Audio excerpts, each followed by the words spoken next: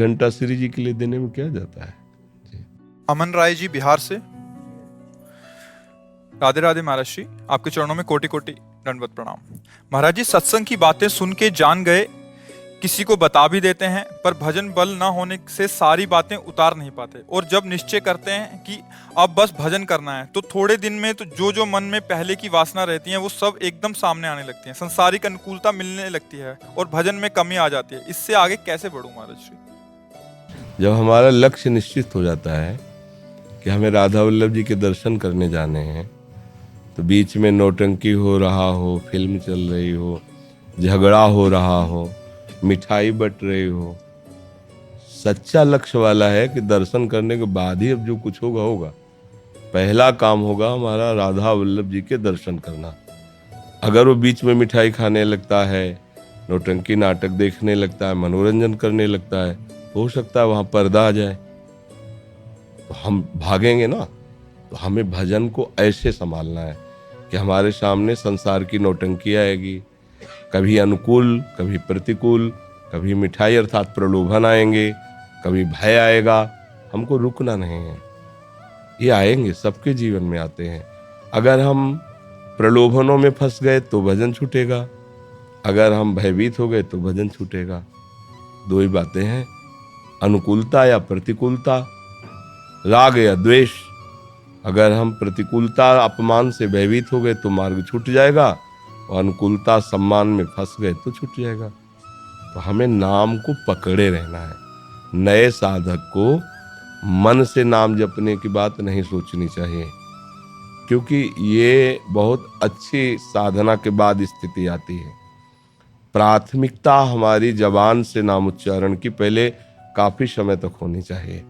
जैसे हमें मंत्र जपना है, गुरु मंत्र मिला है, तो ओठ बंद करके जिह्वा के द्वारा उपांशु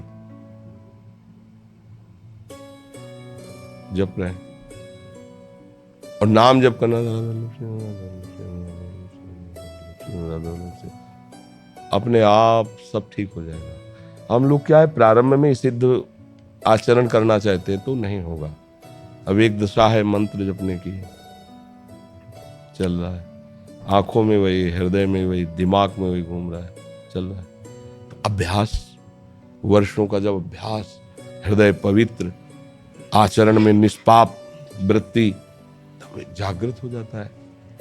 और वो आप में भी जागृत हो जाए, वो कोई भी जागृत कर सकता है, क्योंकि सब भगवान के अंश है। तो वहां तक पहुंचने के लिए हमें सावधान रहना है, और जबान से पहले नाम जप करें।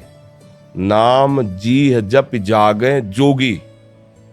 जब ज्ञान प्रकाशित हो गया, विवेक जग गया, तब फिर कोई परेशानी पड़ती नहीं। जब तक ज्ञान न जागृत हो तब तक नाम जप जबान से करें। जब जागृत हो गया, अब जान लिया सत्य वस्तु यही है, तो रम जाता है, हमारा चिंतन वहीं जाता है जिस पर हमारा महत्व भाव होता है, सुख भाव होता है। तो अभी हम अज्ञानी हैं, तो संसार के सब विषय पदार्थ, पद प्रतिष्ठा ये अच्छा लगता है।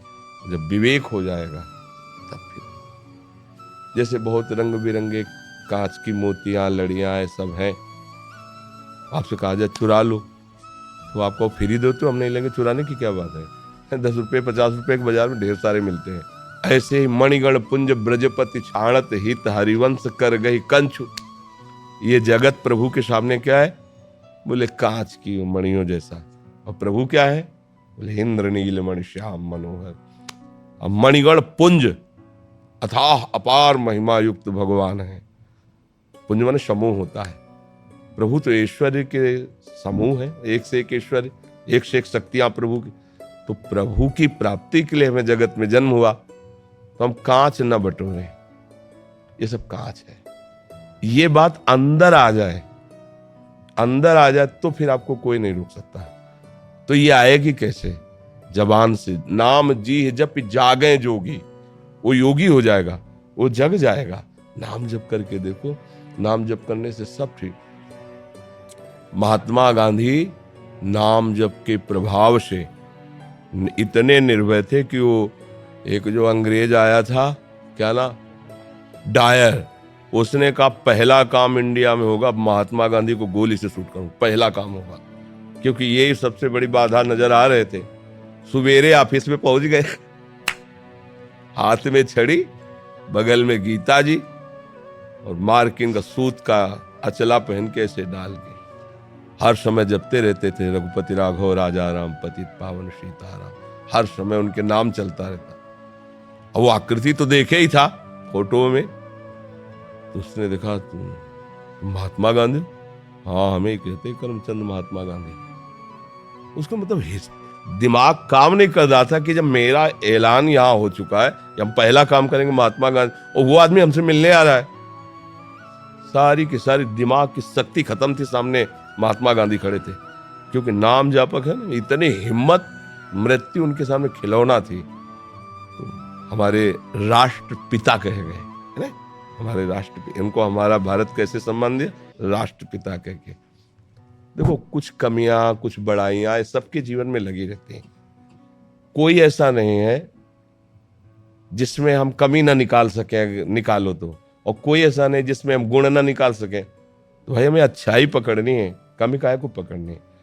तो हमें हर जगह अच्छाई देखनी है। सबसे बड़ी अच्छाई भगवान नाम। अगर आप जप रहे हो तो आपको निर्भय कर देगी। और आपके पास इतनी बड़ी कीमती चीज है, इसलिए आप अपने को कभी ऐसा नहीं मानेंगे मैं निर्धन हूं, मैं बहुत गरीब दरिद्र हूं। आपको लगे भगवान का नाम है यार, हमारे भगवान जब जैसा चाहेंगे मुझे कर